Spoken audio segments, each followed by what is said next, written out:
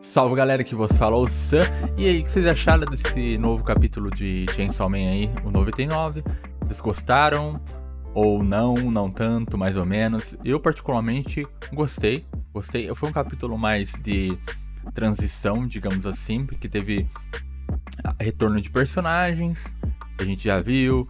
Então tem uma configuração bem interessante do que pode acontecer mais pra frente e a gente vai conversar aqui. Então, claro, né, não esqueça de fazer aquele basicão clichê que tem que fazer sempre, né, que é curtir o vídeo, se inscrever no canal e comentar depois aí, pra gente trocar uma ideia sobre esse capítulo que foi bem interessante e eu tenho alguns pontos a falar, porque pra gente conversar, melhor dizendo, que aqui é uma conversa. Então, bora conversar lá.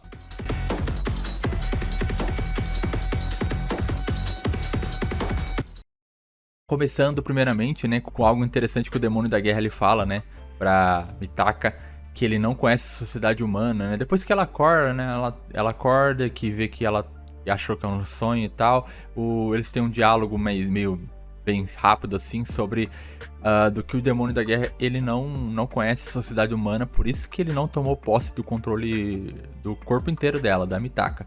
Então é algo muito interessante, é um ponto bem massa, porque isso dá uma questão de tempo, né? Uma incógnita. Quando o tempo ele desapareceu, né, do mundo, digamos assim, porque que nem no capítulo passado que eu trouxe na nossa conversa, né, que em relação ao 98, que a máquina ela fala sobre que alguns conceitos de como fome, como a guerra, como armas nucleares também foram apagados por causa do Chainsaw Man. E quando a máquina morreu, né, ela foi comida pelo Denji da pior forma possível, né, não da parte boa que ele queria, né, mas da parte ruim, ele parece que esses conceitos retornaram, né, pra Terra, digamos assim, ou estão retornando. Então tem uma incógnita, será que essa relação com a máquina, é algo de quanto tempo atrás? Tipo, de 100 anos, de 200 anos, Porque pra ele não conhecer a sociedade humana, parece muito estranho, né? Eu acredito que seja a sociedade moderna, né? Como a gente tá aqui, né? Com celular, com computador, algo um pouco mais. A sociedade em si tem uma convivência muito diferente do que, por exemplo, há 50, 100 anos atrás. Eu acredito que esses conceitos foram lá no século XX e foram implementados essa questão da máquina em termos do Chainsaw Man, que esses conceitos foram apagados. Se você tiver alguma informação, não esqueça de comentar, porque aqui é uma conversa sobre o mangá e eu não tenho nenhuma preposição de querer ser o cara que sabe tudo. Então vamos trocar uma ideia. E algo também que, será que esses demônios, que esses conceitos poderosos precisam de um ser humano para ele poder incorporar? Ou será que é porque por causa desse ressurgimento eles estão mais fracos e por isso que eles precisam de um hospedeiro propriamente? Então acho que tem muitas brechas ainda sobre isso daí. Eu acredito que o Fujimoto, né, para os mais íntimos, vai falar mais sobre isso, vai aprofundar mais sobre essas questões. E eu acredito que quando ele estiver com mais tempo na Terra, acho que o poder dele vai subir muito, né? Eu acho que vai crescer conforme, por exemplo, as pessoas vão conhecendo mais sobre aquele conceito, porque tem aquela questão dos deuses, né, que é trabalhado de vez em quando, que quando um deus tem os súditos, aqueles que acreditam nele, que lembram dele, eles ficam mais fortes. Pode ser que esses demônios, como a fome, como a guerra, precisam ter pessoas que conhecem verdadeiramente eles, que temem eles, para que eles possam ficar mais forte ainda. Essa é algo que eu acho que vai ser bem trabalhado. Eu acho que tenho certeza que isso vai ser trabalhado, porque isso é bem a cara do Fujimoto em pegar esses conceitos e trabalhar, e acredito que ele vai fazer o inverso, né? Em vez de ser a crença, a oração para os deuses, vai ser tipo o medo que vai fazer os demônios ficarem mais fortes, e no caso da guerra, ao longo dos capítulos que vão se desenrolando. E vemos a Mitaka que ela vai pra escola, que ela foi basicamente obrigada aí, né? E é óbvio, né? Porque ela tava em choque por tudo que aconteceu. E encontramos o Yoshida, que é um personagem que apareceu na parte 1, que ele é um caçador particular, que ele é bem forte, inclusive. Tanto que ele não faz feio com a Kinshi, que é aquela outra caçadora muito poderosa que estava relacionado, que estava tentando caçar o Papai Noel e tal. Então ela é uma etapa do mangá da parte 1 que é muito massa e ela é muito poderosa, então ele é um personagem chave aqui que é reintroduzido no mangá. E, mano, eu tenho certeza que ele vai ser muito importante, que eu não acredito que ele vai ir de base rápido. Eu acredito que vai ter uma relação bem interessante com a Mitaka e com o Demônio da Guerra. Porque tem até aquela brincadeira que ele faz de pedir ele em namoro, né? Pra ver se ele estava apaixonado, ou se ele se apaixonaria. Que inclusive é uma habilidade que ele revela, o demônio revela que se as pessoas tiverem apaixonado por ele, ele consegue usar como arma. E uma coisa que eu acho que vai ser mais à frente mostrada é que não é só paixão propriamente. Eu acredito que seja qualquer sentimento de afetivo. Alguém gosta dele com amizade e tal. Então ele consegue usar essa pessoa como arma, como um míssil teleguiado. Eu imagino. Uma bomba relógio teleguiada, melhor dizendo. E no caso a pessoa tá na casa dela, aí ela tá estudando, fazendo qualquer coisa, aí de repente o demônio estala os dedos e fala: vai na casa do Denji e se explode.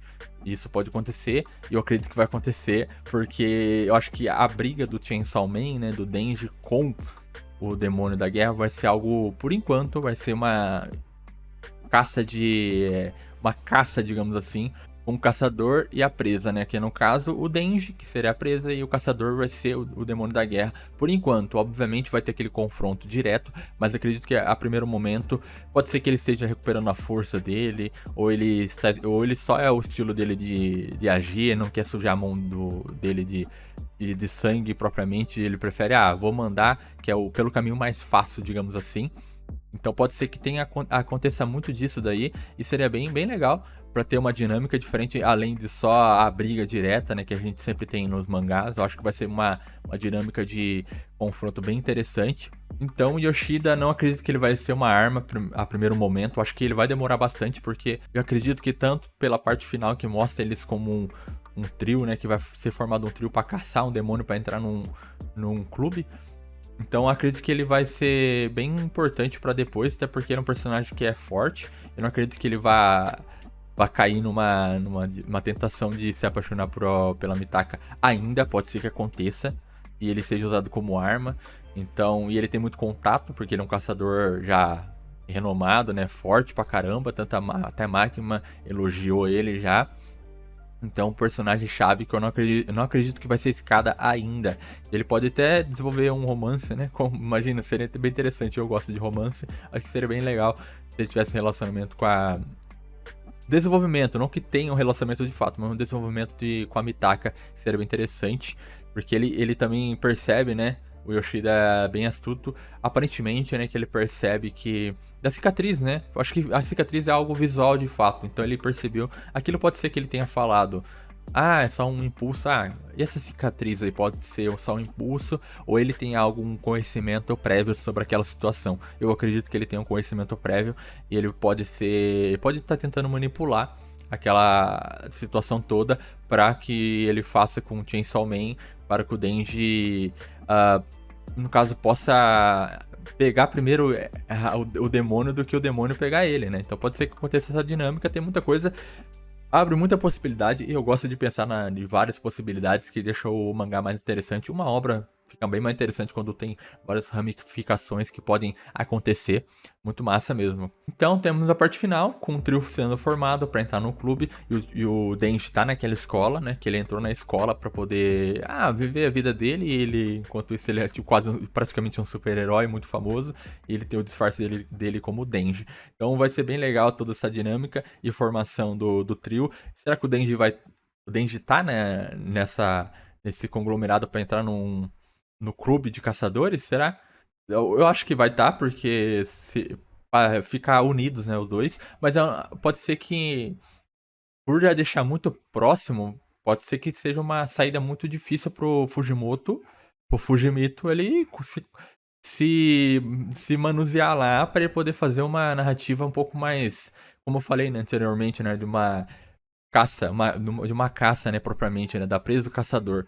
Então, se for dessa forma um pouco mais direta, de o Denji já tá naquele meio com outro trio, e e o demônio da guerra tá com outro trio também, pode ser que a dinâmica seja mais direta e eu esteja completamente errado do que eu achei, do que eu falei aqui pra vocês. Então, novamente, abriu muitas ramificações, bem interessante. Eles têm um período de uma semana para caçar algum demônio. Vai ser coisa fácil para eles, né? Porque tem, além de ter o demônio da guerra, tem o Yoshida, que ele é bem poderoso e ele consegue se virar. Ele tem aquele contrato com o demônio do tentáculo, né? Que é, eu não vou lembrar exatamente, acho que é o demônio do tentáculo mesmo. Que é bem estilosa, inclusive, a habilidade dele. Gosto muito do personagem. Espero que ele não seja escada, que ele não vá de vala. Mas e você? Você curtiu desse capítulo? Comenta aí, vamos trocar uma ideia. Foi bem curtinho aqui a análise, porque não tem muito que expandir mais do que isso. Pra mim, eu acho que se eu falasse mais seria encher linguiça. E aqui é uma conversa, eu quero ser o mais breve possível e direto, objetivo com vocês. Eu acho que ser objetivo é mais interessante. O que tem que falar, tem que falar, e o que as outras partes a gente vai complementando depois, né? Quando vem surgindo mais coisas. Então é isso, não se esqueça de fazer aquele basicão, e é o clichê que tem que pedir sempre. Então, se inscrever, curtir, comentar. Então, bora lá me ajudar a crescer. Então é isso daí, se cuidem e vejo vocês no próximo vídeo. É nóis!